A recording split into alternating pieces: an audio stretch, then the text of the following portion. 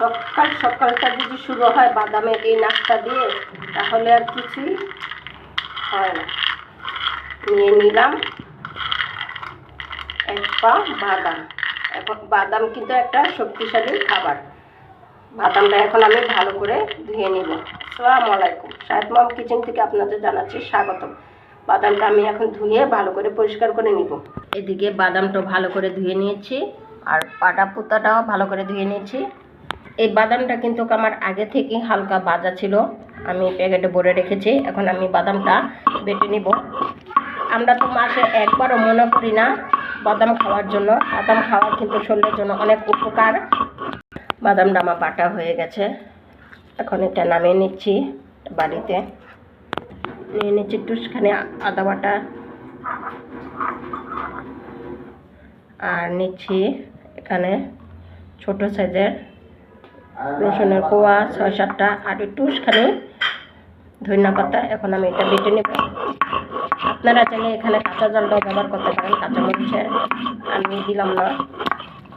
বাটাটা কিন্তু হয়ে গেছে, এখন আমি নামিয়ে নেব।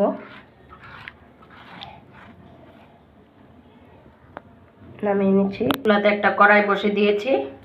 কড়াইটা হালকা একটু গরম হলে দিয়ে দিব 1 চা চামচ পরিমাণ ঘি। আপনারা চাইলে এটা বাটার কিংবা সয়াবিন তেল দিয়েও রান্না করতে পারেন। এখন দিয়ে দেবো 1/2 চা চামচ হলুদের মরিচের গুঁড়া,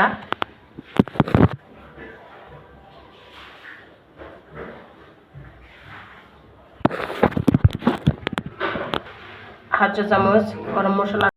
এখন একটু মিশিয়ে এই পানি মার না হলে পুড়ে যাবে। ভালো করে এটা কষিয়ে নিব। এখন মশলাটা আমি ভালো করে কষিয়ে নিব, আর দিয়ে দিব এখানে বেটে রাখা আদা রসুন আর ধনিয়া পাতা মিশিয়ে নিব। মশলাটা কিন্তু ভালো করে কষানো হয়ে গেছে। এখন বেটে রাখা বাদামগুলো দিয়ে দিব, দিয়ে ভালো করে নেড়ে চেড়ে মিশিয়ে নিব মশলার সাথে। ভালো করে মশলার সাথে মিশিয়ে নিয়েছি। এখন দিয়ে দিব ঘপ ঘপ করে 1 বালতি পানি। বাদামটা তো আর সিদ্ধ হবে না, একটু নরম হলে হয়ে যাবে। এ পর্যায়ে দিয়ে দেবো সামান্য একটু লবণ স্বাদ মতন। বাদাম কিন্তু একটা শক্তিশালী খাবার।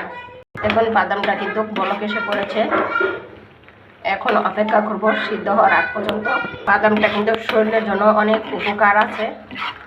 এখন এই পর্যায়ে দিয়ে দেবো আমি সামান্য একটু লেবুর রস। এখন একটু বাদামের সাথে মিশিয়ে নিব লেবুর রসটা, আর দিয়ে দিব সামান্য একটু চিনি। ভালো করে মিশিয়ে নিব। দিয়ে দিব আবার সামান্য একটু ঘি। বাদামটা কিন্তু প্রায় হয়ে এসেছে, উপরে কিন্তু তেলটা বেশি উঠেছে। শেষ পর্যায়ে দিয়ে দিব সামান্য একটু ধনিয়া পাতা কুচি, দিয়ে ভালো করে নেড়ে চেড়ে নিব।